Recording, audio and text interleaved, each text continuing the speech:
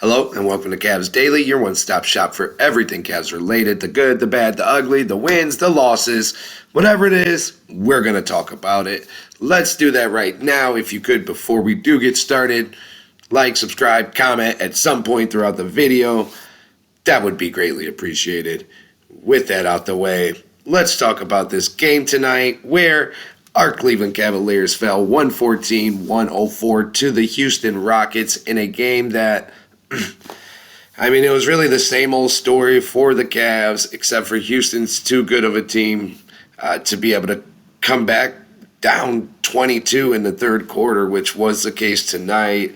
The Cavs just didn't have it on either side of the ball, honestly. In the first half, Houston was kind of doing what they wanted. They got out to a double-digit lead in the first quarter, kept a comfortable lead all the way through the first half. The Cavs were never really in striking distance. They also weren't getting blown out by 25, 30 points, but it never felt like the Cavs were really that close. They didn't get much better as the third quarter started with the Cavs down 57-40. Houston added on to that throughout the first half of the third quarter, running it up to 22 points before the Cavs closed the quarter on a 23-5 run. So they did get back into the game. They were able to get it as close as 77-76, down just 1 point in the fourth quarter. Fortunately, Houston got back-to-back buckets right after the Cavs got it to within one. And yeah, we kept it close. We got within a possession a couple more times, but we were never able to tie or take the lead. And Houston, in the final minutes with the game, just a 4-point game, hit a couple shots that kind of put it away. The Cavs were never able to recover, and it stayed like a 6 to 8 point game throughout the second half of the fourth quarter. Well, really the later part of the second half of the fourth quarter. But yeah, the Cavs didn't get back within striking distance or within a possession the remainder of the game. And Houston, after hitting Sengun hitting a bunch of free throws, they wrapped the game up with a 114-104 win. It was the Cavs' second loss on this homestand so far. They again trimmed down on their three-point attempts, taking just 39 tonight. But they again struggled from three as well, shooting just 31%. They weren't great from the free throw line either, especially Evan Mobley, who missed 6 free throws tonight. The Cavs shot 20 for 32 as a team for 63%, which not really going to get it done.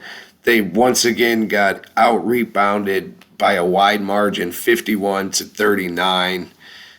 Nobody on the Cavs really, I won't say nobody. There's a couple guys, I guess, Tomlin and Porter, really tried to impose their will and be aggressive and go after it, but it didn't seem like enough guys were coming along. DeAndre Hunter had a good game. He ended up with 25 points. He got a lot of those late in the fourth quarter in super garbage time, like under a minute left. But he did play a very good game on Kevin Durant. We're going to talk about that a little later. Donovan Mitchell did not have it for 3 quarters. He went crazy in the fourth, but it was just too late. We couldn't break through. Houston is a top 5 team in the NBA, and we're not going to be able to always depend on coming back.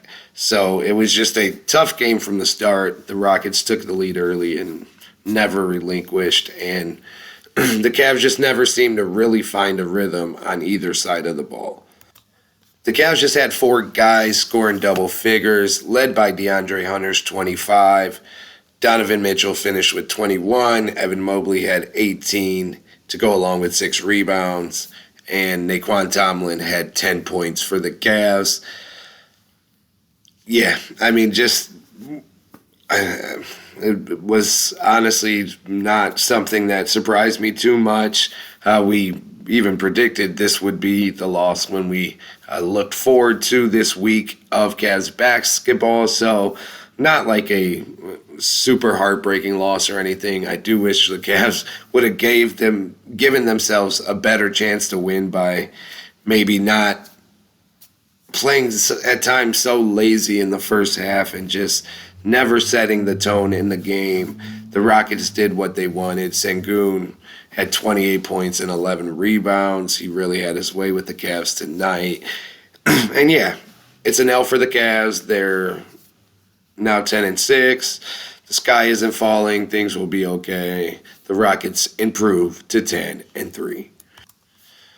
And again, this game, like many, many others, the Cavs just get dogged by a bad start. They don't just get off to a bad start, but they get down double digits pretty much every game, no matter the opponent, whether it's when they're 12-point favorites against the Grizzlies a couple nights ago, or tonight when they're coin flip against the Rockets.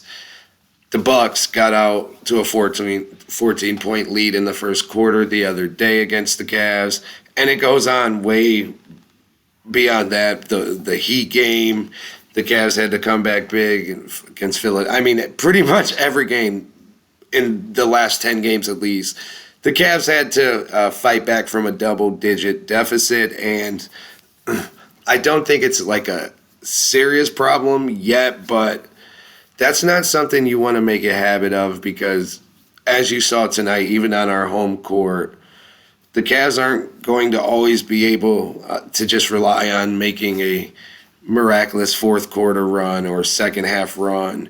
And a lot of the time, these double-digit leads we let other teams build on us, they spill into the fourth quarter because we don't always come out as hot as I would like us to in the third quarter, especially when we're already down. But the Cavs have shown they could come back from it, and they honestly do most of the time. Tonight is just a reminder that it's not something you can really live and die by, and it can be a dangerous game to play. I mean, of course, it's NBA basketball. There's going to be runs, and teams are going to have leads and come back from deficits as well. But if you're watching these games, like it's not just a quick run, another team's going on, then we make a quick run and we're right back in the lead. Like, we're trailing for a big portion of these games, and it's by double digits most of the time. And we're going to have to turn that around. I do think when we have our guys, DG and Jalen Tyson back, and Max Strus, and we're more settled in, we'll be just fine. And this won't be the case, but yeah, right now it is for sure a theme for this Cavalier team. Something else that's becoming a theme is Craig Porter and Naquan Tomlin just balling out. Period, point blank. Seems like every chance these kids get, they're making the most of it. Craig Porter tonight, 9 points, 7 rebounds, 5 assists, 1 steal, 2 blocks.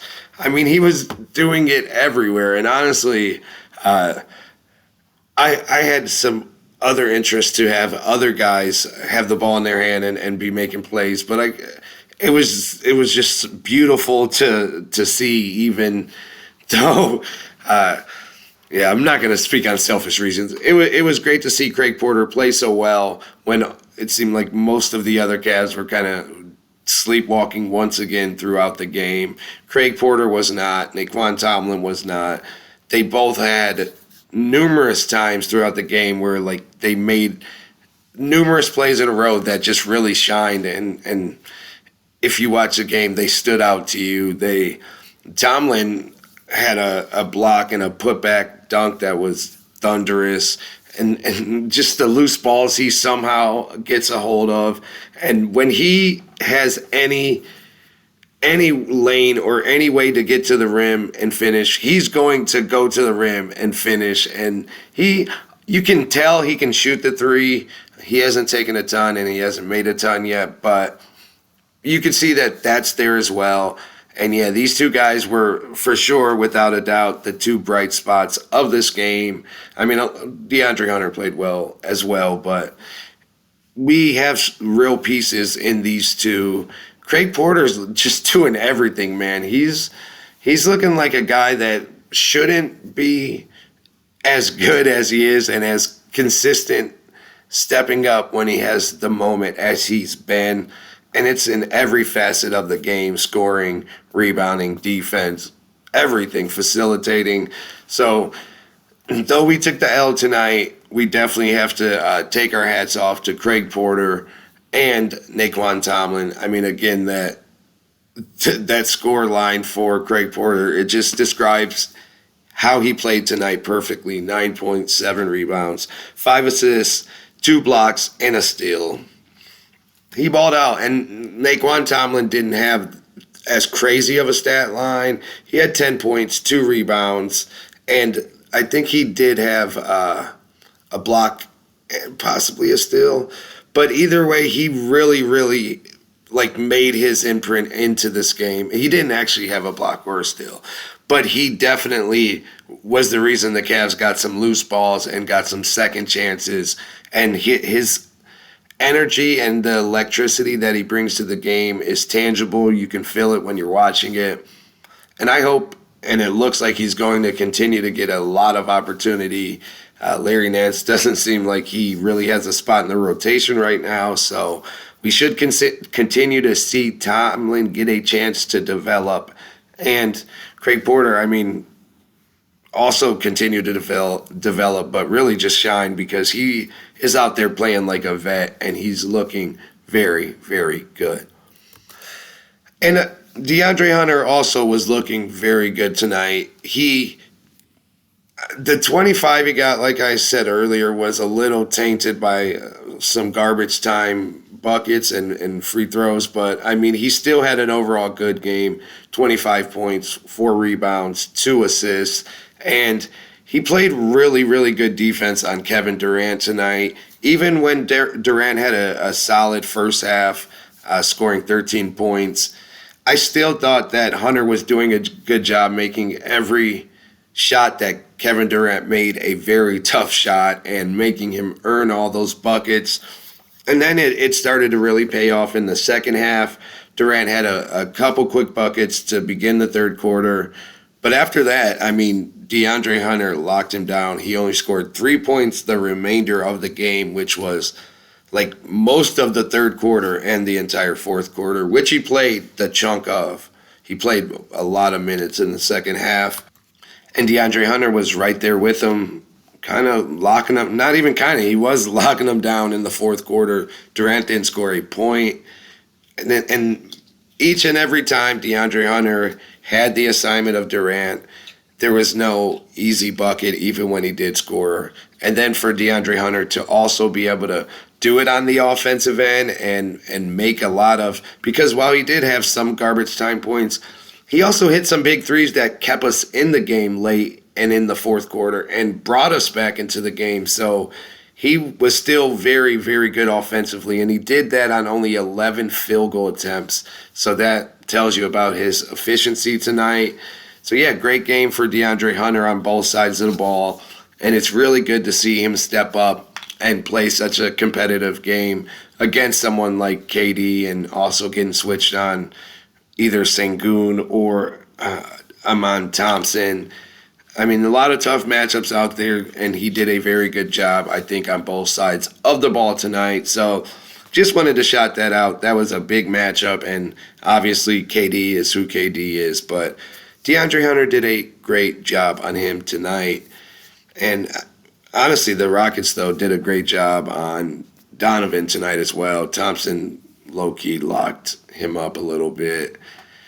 But that's all right, Donovan. You showed out in the fourth quarter, and it was just one of those nights for the Cavs. We're going to have them. But, yeah, if there was an actual choice who won the matchup between KD and Hunter tonight, I do think it was Hunter, even though KD won the game. So that's the real winner. But individually, I think Hunter won that matchup. So kudos to him.